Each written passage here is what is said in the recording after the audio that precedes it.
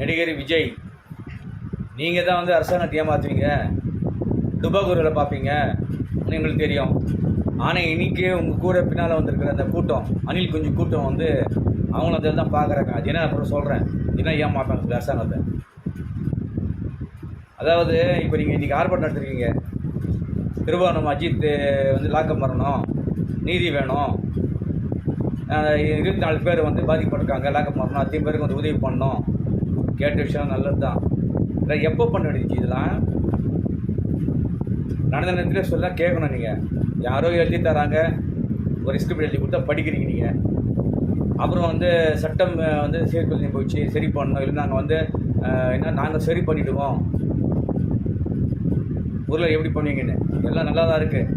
நீங்கள் எதிர்கட்சி மாதிரி செயல்பட்ட பரவாயில்ல. எதிர்கட்சி முதல்ல நீங்கள் கட்சியே கிடையாதுங்க. யாரோ அவங்கள ஊசி கொடுத்துக்கிறாங்க, 6 மணிக்கு மேலே ஊசி கொடுக்குறாங்கள, அதே பிடிச்சி தொங்க நிற்கிறீங்க. அந்த ஒரு ஆசை பேராசை வருது இல்லையா மனுஷனுக்கு, அதனால உங்களுக்கு பேராசை மனுஷனுக்கு போதை ஏறி இருக்குது உங்களுக்கு. அந்த முதலமைச்சர் போதை ஆயிடுவோம்ன்ற மாதிரி பேபி மாவை கூப்பிட்டு எதை பண்ணிடான்னு பார்க்குறீங்க. சரி, அது உங்கள் சந்தோஷம், அது நிறைவேறாத ஒரு ஆசை மனசில் வச்சுங்க நீங்கள், இல்லை உங்கள் மூளை கூட வச்சுக்க போங்க, அது பிரச்சனை கிடையாது. ஆனால் இன்றைக்கி இந்த ஆர்ப்பாட்டத்தில் சட்டம் ஒழுங்கு சரியில்லை, மீதி பாதிக்கப்பட்டவங்களுக்கும் வந்து நிவாரணம் தரணும், ஏன் இதை சிபிஐக்கு மாற்றினீங்க? அப்போது நீங்கள் வந்து அந்த நேரத்தில் வந்து ஃபினிக்ஸுடைய கொலை வந்து நடந்துச்சு, அப்போ ஏன் சொன்னீங்க சிபிஐ மாற்றின்னு சொல்லி அவமானம் சொன்னீங்கன்னு கேட்குறீங்க. அன்றைக்கி வந்து அரசாங்கம் அந்தளவுக்கு சிறப்பாக செயல்பட்டுச்சு, தூங்கிடுச்சு அரசாங்கம். அதனால சரிப்பட்டு வர சொன்ன வார்த்தை அது. இன்றைக்கி இருக்கிற மாதிரிலாம் அரசாங்கம் கிடையாது. அப்போ அதுக்காக கேட்ட கேள்வி. சரி, அவங்க நிவாரணம்ட்டாங்களே, உங்கள் சார்பாக வந்தாங்க, உங்கள் மாநாடு ஞாபகம் இருக்கா? பசங்க செத்தாங்களே, அவங்க நம்பி வந்து அவங்களுக்கு என்ன கொடுத்து கிடிச்சிங்க, அந்த குடும்பத்துக்கு என்ன பார்த்தீங்க? அவராது சாரின்னு சொல்கிறாரு. நீங்கள் அந்த பசங்க ஒரு ப்ளவுஸ் சுடிதார் கூட சொல்லிட்டீங்க.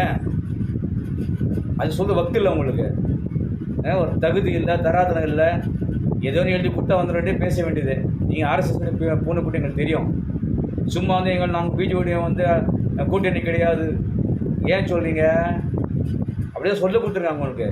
தம்பி இப்படி சொல்லுப்பா நீ சார், சொன்னால் எப்படி சார் உங்களுக்கு ஏன் எப்படி பேசன்னு கேட்டுக்கிறீங்க. டே கம்நாட்டுக்கு தான் சொல்லணும், நீ அந்த ஓட்டு நீ நாங்கள் பார்த்துட்டு வரோம், ஆத்துக்கு அழிக்கணும், நீ சும்மா ஒரு விளையாட்டுக்கு எப்படி நான் உங்கள் கதை ஏப்பா தம்பி போப்பா அந்த விளையாட பண்ணுறான்ல, அந்த மாதிரி நீ தேவையில்லாத வேலை உங்களுக்கு.